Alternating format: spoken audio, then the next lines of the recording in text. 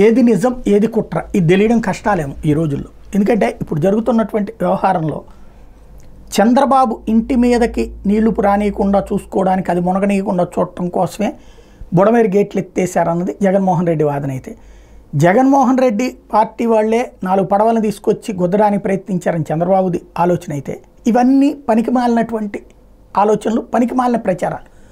ఆ స్థాయి వ్యక్తులు, హుందాగా ప్రవర్తించాల్సిన వ్యక్తులు ఇద్దరిలోనూ ఉన్నటువంటి అతిపెద్ద లోపం, లేదంటే కావాలని మాస్ పబ్లిక్ని లేదా తమ సొంత కార్యకర్తల్ని మోసం చేసేటటువంటి ఎత్తుగడ, వాళ్ళు మాట్లాడుకోవడానికి ఒక టాపిక్ ఇచ్చే దరిద్రం తప్పించి మరేమి లేదు.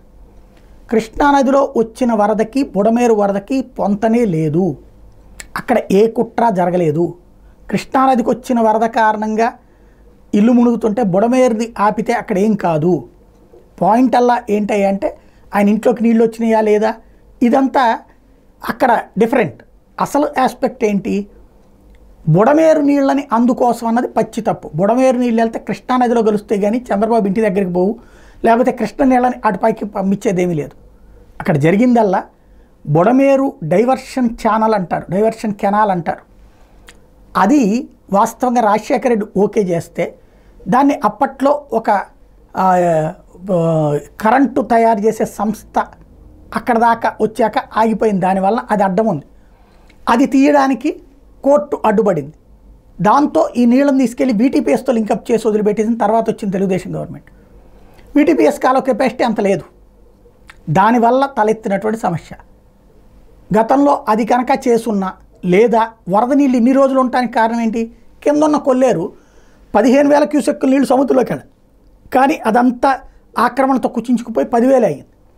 కింద నీళ్లు స్పీడ్గా వెళ్ళడానికి లేదు, పైన నీళ్లు వదలడానికి లేదు. ఎందుకు, కృష్ణానదిలో వరద వస్తుంది, ఈ నీళ్లు అటు పంపిస్తే కుదరదు, అది 11.5 లక్షల క్యూసెక్కులు. అందుకని వేగలేరు రిజర్వాయర్ గేట్ ఎత్తేసేసి రోడ్డు మీదకి వదిలేశారు. అది జరిగింది. అది నీళ్లు వెళ్ళిపోయి ఉంటే సరిగ్గా ఉండే. ఇందులో కుట్ర ఏమి లేదు. జస్ట్ ఆ నీళ్లు వదిలిన టైంలో కింద ఇంటిమేట్ చేయకపోవడం అసమర్థత.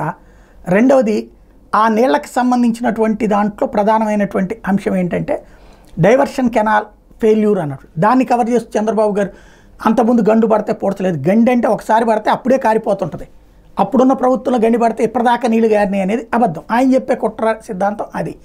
గండు పడితే పూడ్చలేదు అన్నది. గండి పడితే అప్పటికప్పుడే ఉడుస్తారు. అప్పటి గంటలను ఇప్పటిదాకా పూడ్చకుండా ఉండరు. అప్పటిదాకా అయితే కనుక ఈ పాటికి ఊరు అట్లాగే నీళ్ళతోనే ఉంటా ఉండేది. కాబట్టి ఇక్కడ ఈయన చెప్పేది తప్పే. విషయం వల్ల ఫ్యాక్ట్ ఏంటంటే బుడమేరుకి సంబంధించి గండి పడిన మాట వాస్తవం. గండి పడ్డాక విజయవాడకి రావడానికి దాదాపు 10-12 గంటలు పట్టింది. ఇంటిమేట్ చేయలేదు. దాని కారణంగానే తలెత్తింది. నిజాన్ని నిర్భయంగా మాట్లాడుకోవాలా, అబద్ధాన్ని అందంగా కవర్ చేయాల్సిన అవసరం లేదు మనకి.